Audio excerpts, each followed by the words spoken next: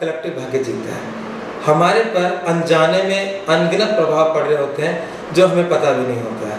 हाँ, ज्योतिष के अंदर 9 ग्रहों की कल्पना की गई है और 9 ग्रहों में राहु केतु जो कि छाया ग्रह हैं, उन्हें हमने एक जैसी टेंडेंसी के मानते हुए उसको एक ग्रुप में अगर शामिल कर लें तो हमारे पास 8 प्रकार के ग्रह हो गए। नॉर्मल 7 ग्रह जो आपके 7 वारों में आते हैं। सोमवार मतलब चंद्रमा, सोम को कहते हैं। मंगलवार मंगल ग्रह से जुड़ा हुआ है। बुध ग्रह से जुड़ा हुआ है। बृहस्पति ग्रह से जुड़ा हुआ है। शुक्र ग्रह से जुड़ा हुआ है। शनि ग्रह से जुड़ा हुआ है। रवि ग्रह से जुड़ा हुआ है। सूर्य ग्रह से जुड़ा हुआ है। तो 7 ग्रह 7 प्रकार के भाग्य हमारे जीवन में कहीं ना कहीं दे रहा है। और 8वां राहु केतु, ये भाग्य क्या है और कैसे हम पे असर डालते हैं, इसके बारे में मैं थोड़ा समझाना चाहूँगा। ये 8 ग्रह हमारे पर 8 तरीके से हावी होते हैं। कभी कभार किसी व्यक्ति के जीवन में कोई एक ग्रह ऐसा हावी होता है जो जीवन को बर्बाद भी करता है और आबाद भी करता है। इसको हम विस्तार से समझें। सूर्य पिता का कारक है।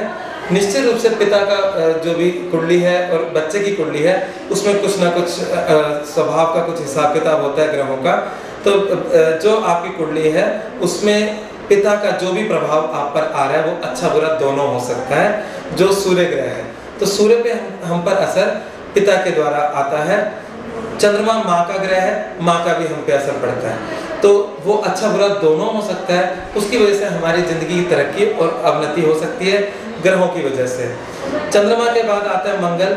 मंगल है भूमि, मकान का सुख, जैसे हम जिसे वास्तु दोष कहते हैं। कभी कभी किसी के जीवन में वास्तु दोष इतना हावी हो जाता है कि उसकी जिंदगी खराब हो जाती है।